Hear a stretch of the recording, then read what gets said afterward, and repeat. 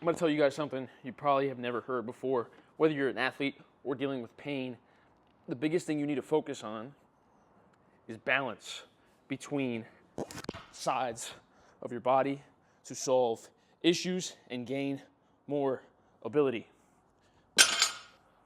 I just showed an example of structural balance, where we train the front side with the same intent that we train the back side, right? Squat strength versus RDL strength. Squats versus back extension strength, right? All building structural balance. I just squatted a plate on each side. Now I'm working my back chain with the same intent, not neglecting one side compared to the other. What do I mean by that? For the complete beginner, third grader watching this, quads, hamstrings, I train them with the same intent. So I don't have imbalances between sides. I had the most crazy imbalances in college. I was a quarterback, playing DB as well as a safety, playing football, Division I, and I struggled.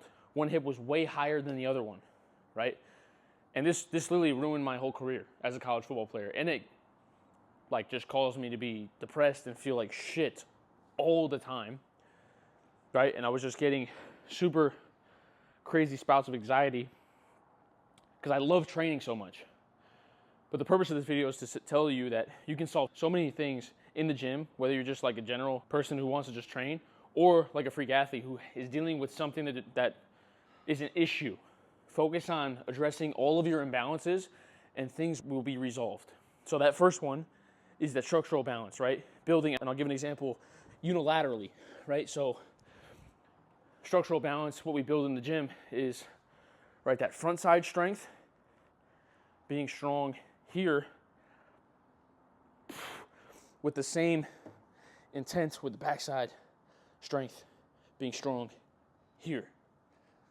So if you ever feel like, you can get faster, or maybe your squat is much stronger than your deadlift, it's usually a factor of this. You're not training the backside with the same intent that you do the fronts. It's not just with weight training or simple exercise training. It goes into mobility. It goes into your sport balance, right? As I said earlier, I was a quarterback. So I was throwing off of one side, never worked this side. I tell my athletes all the time, if they're a thrower, if they're a baseball player, maybe a volleyball player, if they're a fencer, we've been working with a lot of fencers recently, and they're only working one side, they're gonna have imbalances, right? And so what's a good example of how to work on imbalances in your sport, right? Training the complete balanced way. So for example, we just got done with a speed session. And what does a speed session look like in the gym? So we have these sleds that we use, and we usually go backwards and forwards, right? Just like I showed you before, squat strength versus RDL strength. What's the same intent? We go backwards, sprinting,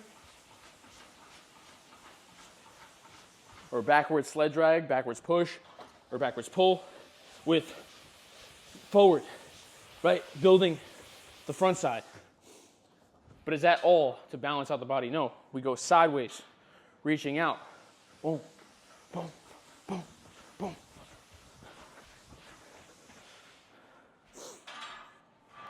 All right, working the inner and outer, not neglecting any area to potentially cause an imbalance that can potentially lead to injury or pain or discomfort.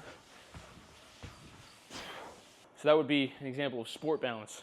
For throwers, I like to work on throw balance. So thrower myself, right? I was a righty, so I work on my right, but then I try to master it with my weak side, my left side.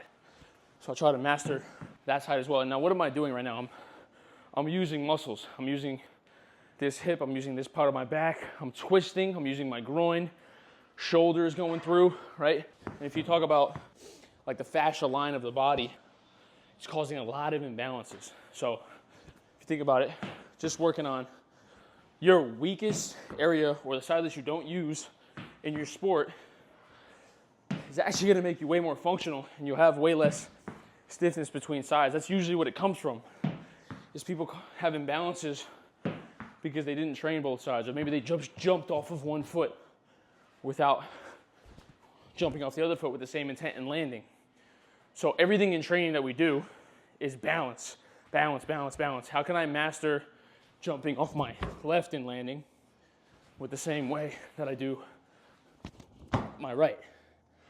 It's just a constant battle, literally a war to balance out the body and have it feel good. My pelvis is now completely aligned, and it took me years of thinking to master my imbalances. I'm gonna go over one more thing called mobility balance. So the outer hip, right? We use the pigeon push-up to work this area of the hip, the outer glute. We go down like this, we get that shoulder to reach out and touch the knee, and we press back up. We press that knee into the ground as we go back up, right? And we work both sides for outer glute balance, making sure we're not working one side more than the other. But if I'm only training my outer glutes, what about my groin? What about the inner hip, right? And so that's what we use the wall groin stretch.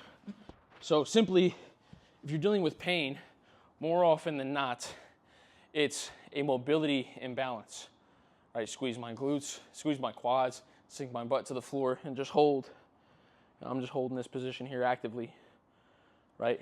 Just letting this open up my groin opposite to the glutes, right? And so more often than not, pain in the body is caused from you just stretching one way and not stretching the front side. One more example that I can show is the front side compared to the back side with mobility focus. So if you guys are familiar with the couch stretch that we work on, this is opening up the middle quad, the hip flexor, where I'm thinking about squeezing my glute, and I feel this deep stretch in here, and I hold with good tension, kicking into the pad, being active. Usually I'm holding it for about a minute each side, trying to balance out where I'm tight, where I feel more, keep my pelvis aligned.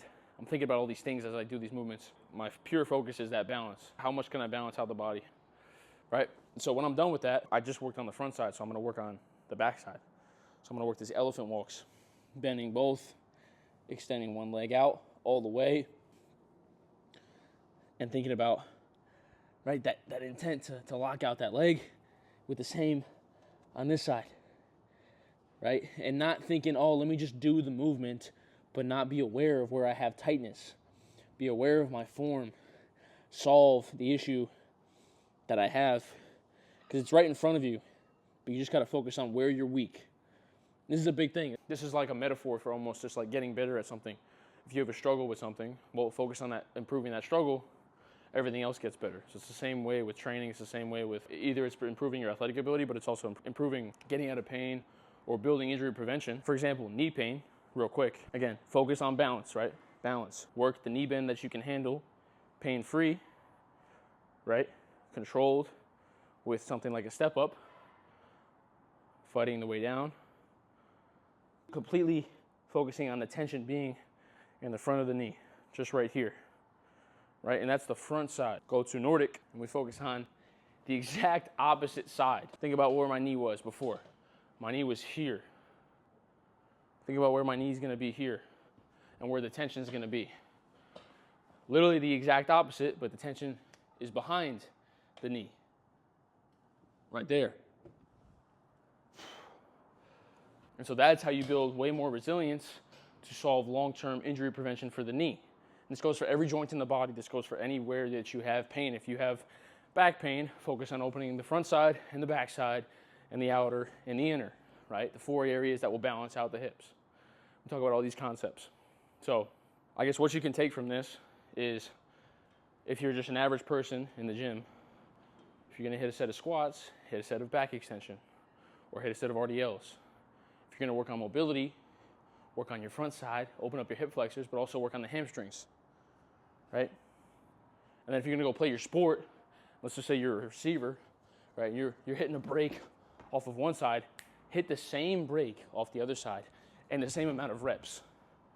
And you'll notice where your imbalances are. You know where your weak points are. Once you improve those, you have new imbalances to solve.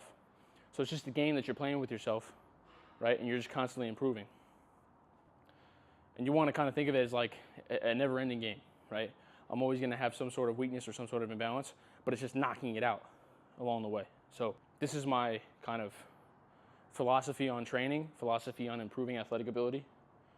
And it's worked for the past 2 years, training so many different athletes from all different places. Let me know in the comments what you thought from this, any other topics that you want me to cover. I'm always looking to improve. Stay locked in.